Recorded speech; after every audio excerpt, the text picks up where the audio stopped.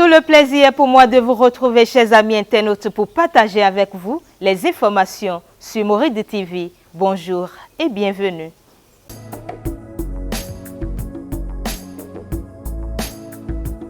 Cérémonie officielle de remise de bourse Vallée aux élèves et étudiants méritants du Bénin, une œuvre du Conseil des activités éducatives du Bénin CAEB avec la Fondation Vallée de France. Le problème de dosage des médicaments traditionnels se pose de plus en plus vu l'engouement de nombre de personnes face au traitement traditionnel, même si certains y sont réticents. Dans le reportage que vous allez suivre dans un court instant, le tradithérapeute Brice Dossuyovo lève l'équivoque.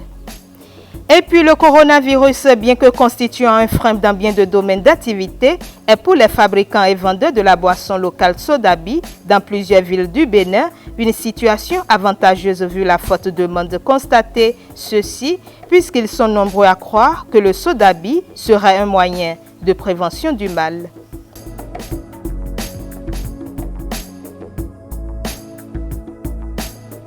À nouveau, bienvenue à vous et merci de nous suivre. Cérémonie de remise officielle de bourse Vallée. Les locaux de la Maison internationale de la culture de Porto-Novo ont servi de cadre ce mardi 20 avril 2021 à cette remise de bourse aux élèves et étudiants méritants du Bénin, une initiative du Conseil des activités éducatives du Bénin CAEB avec la Fondation Vallée de France qui vise à promouvoir l'excellence.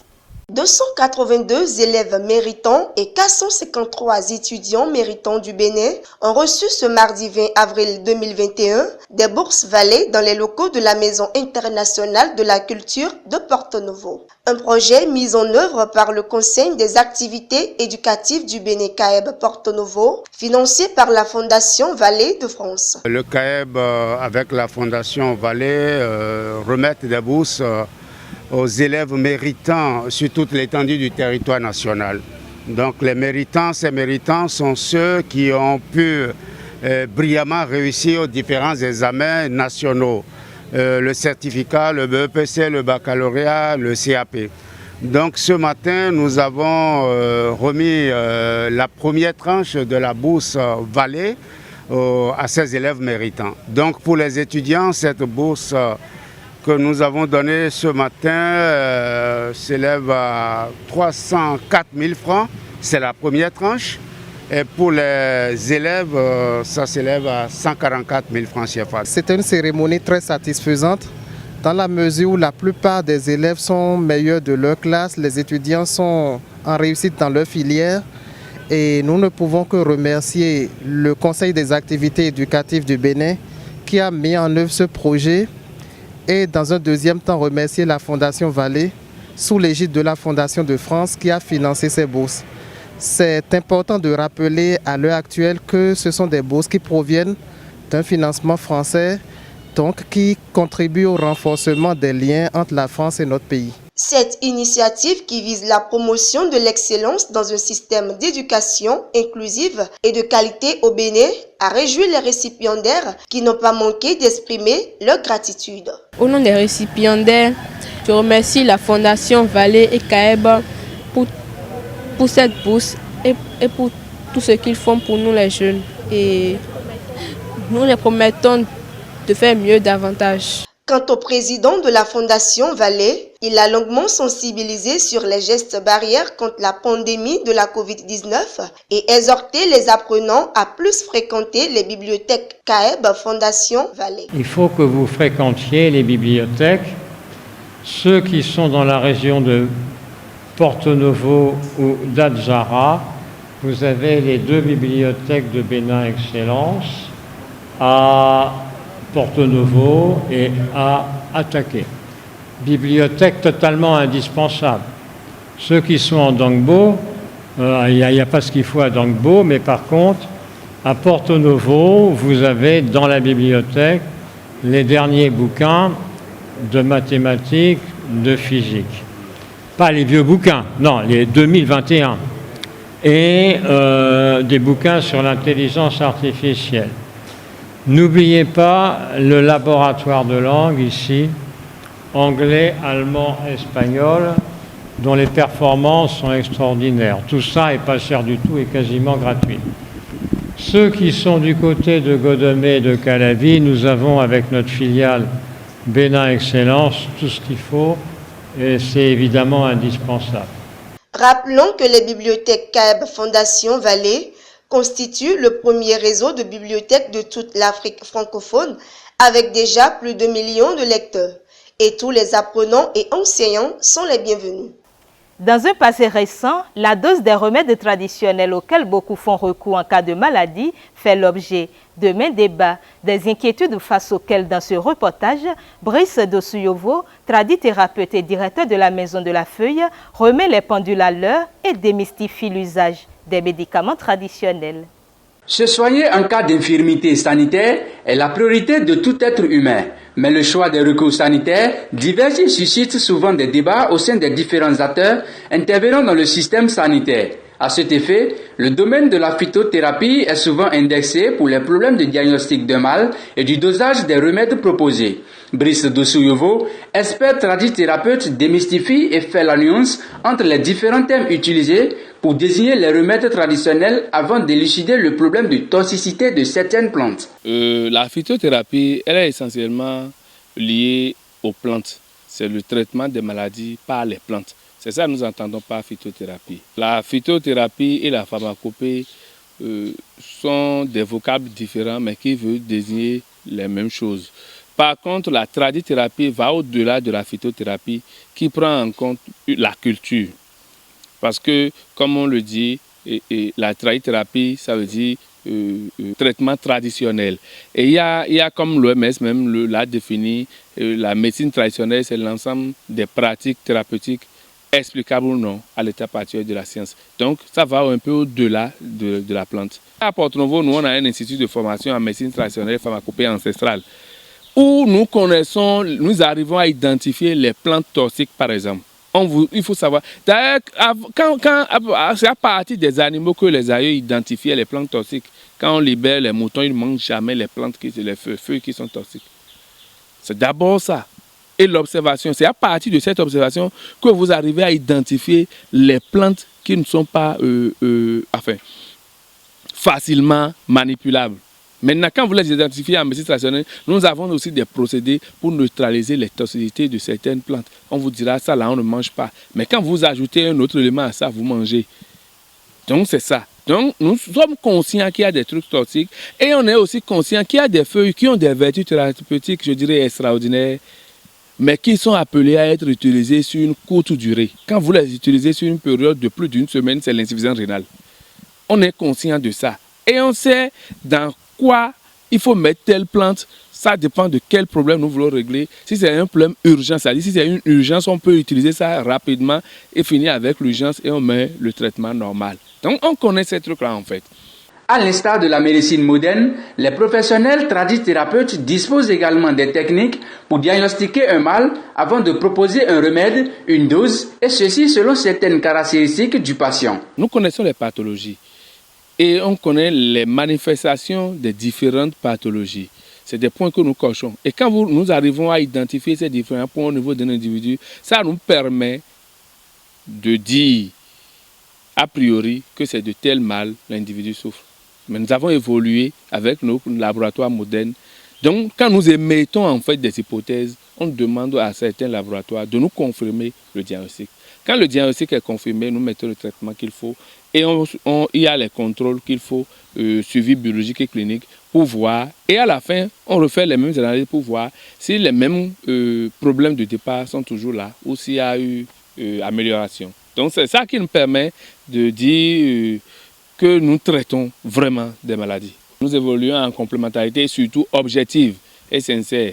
Donc, il y a des pathologies pour lesquelles, quand elles sont incomprises à la médecine traditionnelle, nous demandons des analyses pour préciser, pour nous faire des diagnostics, pour nous amener à ne pas patauger dans le traitement. Surtout ce problème de dose et de dosage est un problème récurrent quand on parle de la médecine traditionnelle. Mais je veux vous rassurer, voyez-vous, la longue utilisation d'ailleurs de nos produits, de nos médicaments traditionnels améliorés, témoigne de leur innocuité. La longue utilisation des produits témoigne de leur innocuité. C'est des produits qui ont eu le temps de traverser des générations.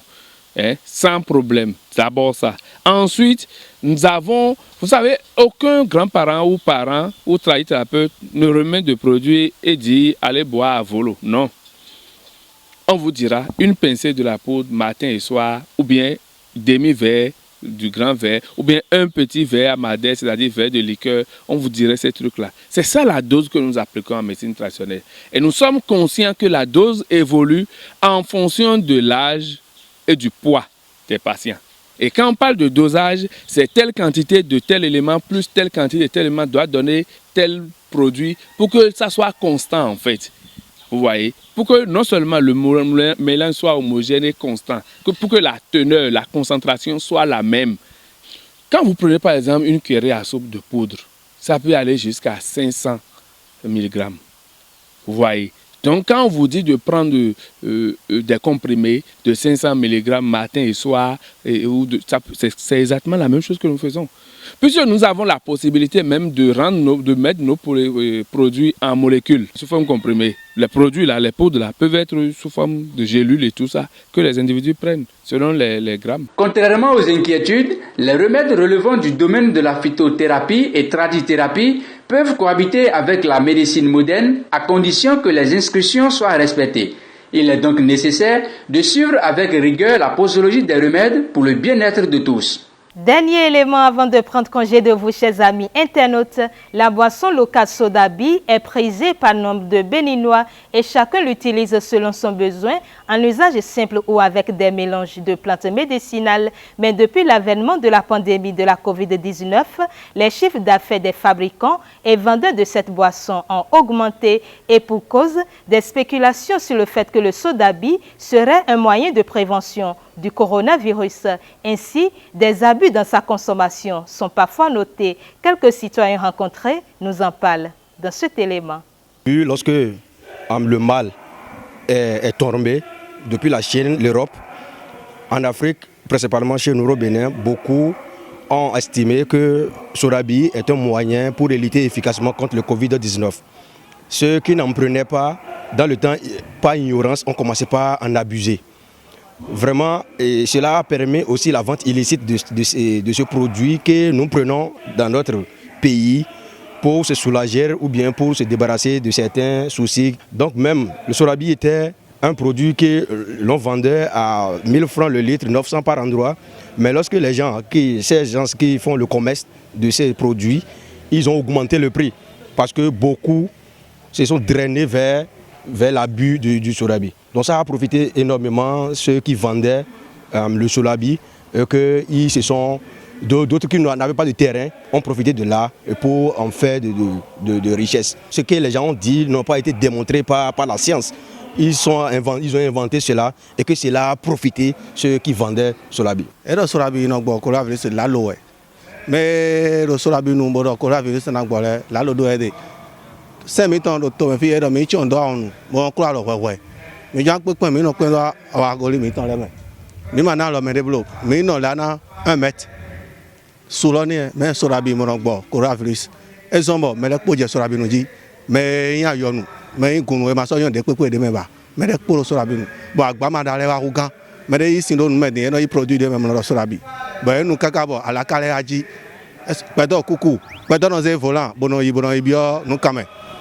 Toli Sodabi utu bodo coronavirus wada enu Sodabi coronavirus wada enu Sodabi awo nous mere Sodabi nous mais ni bokon bonu e ma gbere ma nu Sodabi mais e doit contrôler bonu e ma nu ni de tere goblo e ka so ja nu Sodabi e ni pon bonu mais le ma nu agbama na blo agbama na hugan bon fan Sodabi sa tole supo eton e wa do kwe bon Sodabi we e inu ene bodo yi do achoda ho bon mele kporo Sodabi nu comme de noton dai mais les ma les matons de gosan akpere we wa di doro ni yenu Sodabi ro enu nya assemblée de tout donc we de no ka be mono sanu nous si ale matin mais ye ka do ene ro de jiro nous si sala wa be po mele tori ne utu we po mele andu nde no aje bodo ndo mi na no ve ya we amo yo po bure andu mi do na no ve ya we we do dunu tori a utu ro utu dai nous si sa matin amo de wa do ye no nu pere ro do mele wa son de ne gondi bon nous si sa so abi si sa di etin ganji yero no ma bre mi amo we po na dun to we ja ide no no fe awe ma ndo no no don tera